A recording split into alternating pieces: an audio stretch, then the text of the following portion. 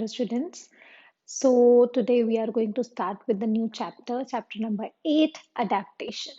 Already आप fourth class में adaptation chapter पढ़ के आए हो, ठीक है?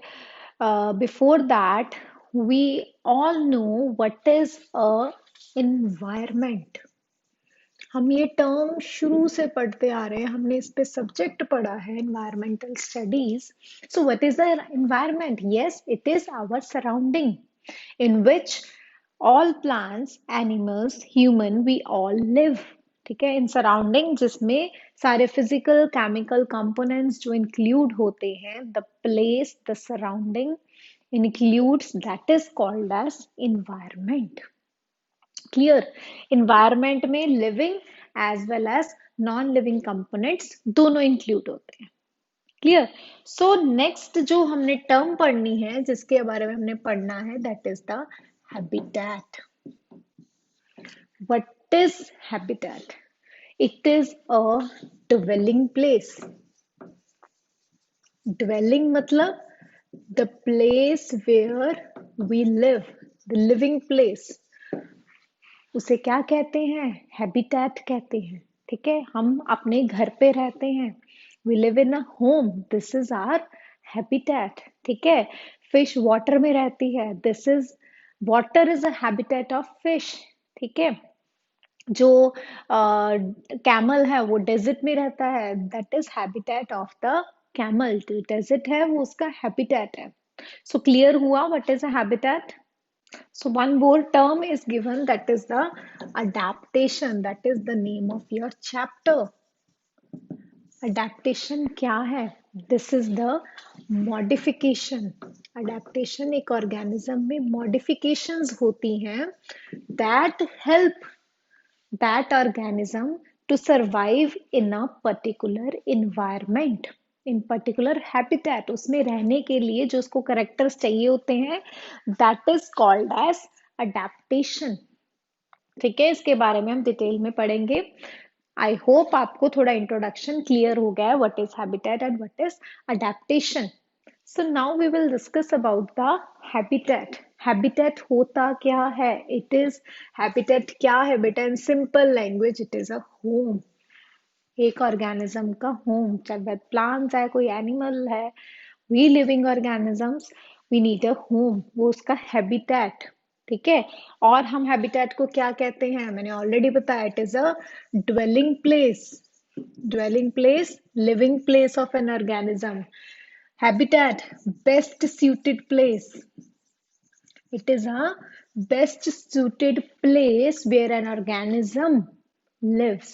ठीक है, ऑर्गेनिज्म क्या करता है? उसमें रहता है एंड ग्रो करता है इन दैट एनवायरमेंट. ठीक है, हैबिटेट क्या है?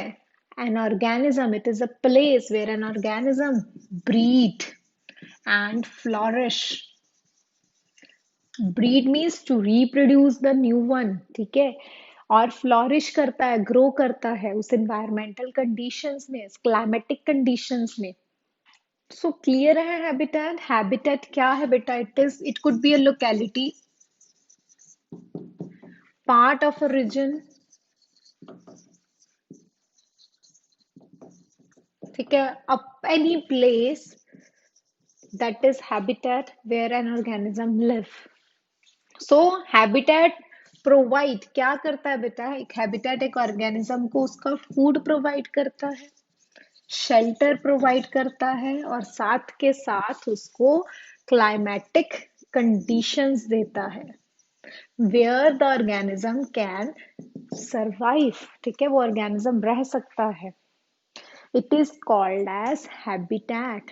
ठीक है, so collectively I can say that habitat is the best suited place for organism to live, to survive, to grow in a particular climatic conditions.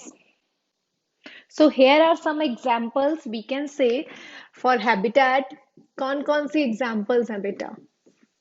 सबसे पहले camel. क्या उसका habitat है? Desert है.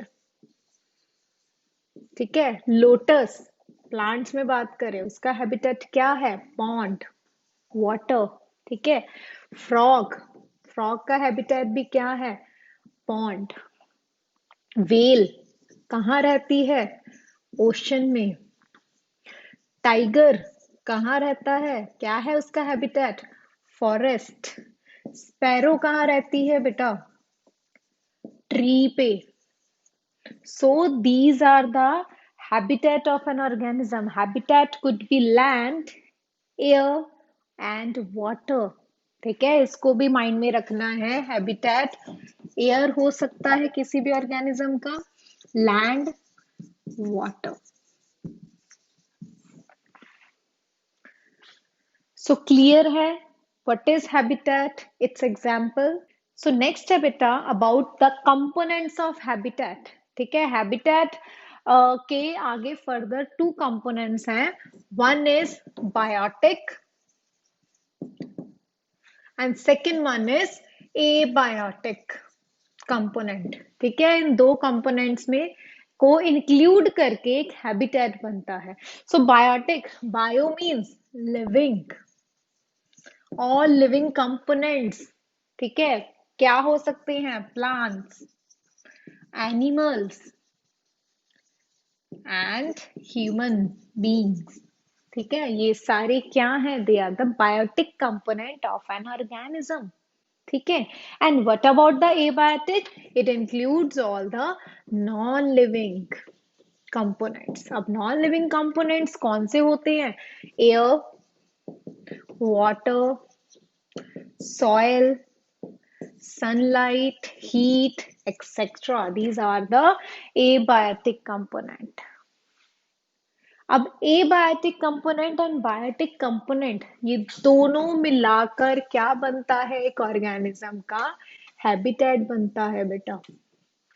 ठीक है, जब biotic and abiotic component interact करेंगे, को एग्जिस्ट करेंगे एक दूसरे के साथ, दैट मेक्स द हैबिटेट. हम एक इन्वायरमेंट में रह रहे हैं, हमें एयर भी चाहिए, वाटर भी चाहिए, ठीक है, फूड भी चाहिए. हम प्लांट्स के साथ इंटरेक्टेड हैं, एनिमल्स के साथ इंटरेक्टेड हैं, ह्यूमंस के साथ इंटरेक्टेड हैं, as well as we are interacted with air, water, soil, sunlight. We all need these things, even plants and animals also. So this interaction is very important. इस interaction की वजह से ही एक habitat बनता है एक ऑर्गेनिज्म का. So these components coexist and influence each other, interact with each other to build up a healthy habitat. So इनका बैलेंस आपस में बने रहना बहुत इंपॉर्टेंट है. So next we will discuss about the adaptation. ठीक है, हम अडेप्टेशन के बारे में थोड़ा सा डिस्कस कर लेते हैं before we are going to start about the habitats. उनके टाइप्स पढ़ने हैं. इसके बाद हमने व्हाट इज बेटा अडेप्टेशन, हमने ऑलरेडी बताया कि ये क्या है? मॉडिफिकेशन है. ठीक है, हमने स्टार्टिंग में पढ़ लिया मॉडिफिकेशंस होती हैं. क्या है modification? They are the special features. Features का मतलब होता है करेक्टर्स. ठीक है, क्या स्पेशल फीचर्स? कौन से स्पेशल फीचर्स की बात कर रहे हैं ma'am? These are the structural, किसी भी ऑर्गेनिज्म की स्ट्रक्चर जो फिजिकल अपीयरेंस होती है, एंड फंक्शनल, जो वो फंक्शन परफॉर्म कर रहा है उसमें जो चेंजेस आने. वो चेंजेस क्या करते हैं बेटा? ये चेंजेस क्यों आते हैं? क्या काम है उन चेंजेस का? To survive in an environment. ठीक है, एक पर्टिकुलर हैबिटेट में टू सर्वाइव इन पर्टिकुलर, ठीक है, habitat, whether it is water, air, land, उस पर्टिकुलर हैबिटेट में सरवाइव करने के लिए जो चेंजेस रिक्वायर्ड होते हैं एक ऑर्गेनिज्म में, that is called as adaptation. So I can say that structural and functional changes that helps an organism to live in a particular habitat is called as adaptation. ठीक है, वो special features, उसे क्या कहा जाता है? Adaptation कहा जाता है. फॉर एग्जाम्पल, मैं किसकी एग्जाम्पल लूं? I am taking the example of a camel. Very easy, हम पढ़ के भी आए हैं। कैमल में, कैमल की अडेप्टेशन क्या है कि वो कहाँ सरवाइव करता है? डेजर्ट में सरवाइव करता है, not any other organism. Polar bear जाके डेजर्ट में सरवाइव नहीं करता, वो माउंटेन रीजन में ही सरवाइव करता है। वाई? क्योंकि उसकी बॉडी में वो स्पेशल करेक्टर्स हैं so that the camel can survive in the desert। ठीक है, क्या उसमें अडेप्टेशंस हैं? कौन से स्पेशल करेक्टर्स हैं? कैमल हैज पैडेड फीट, उस पैडेड फीट की वजह से वो सैंड के ऊपर चलता है। ठीक है, the camel can store water, काफी दिन वो बिना पानी के रह सकता है क्योंकि वो अपने अंदर वाटर को स्टोर कर लेता है। सिमिलरली प्लांट्स में बात करें, डेजर्ट प्लांट कौन सा है? Cactus. It is a desert plant. So cactus क्या है बेटा? वो पर्टिकुलर इन्वायरमेंटल कंडीशन उसने अडेप्ट की है टू सरवाइव। मीन्स उसको वाटर काफी दिनों तक ना दो तो चलेगा।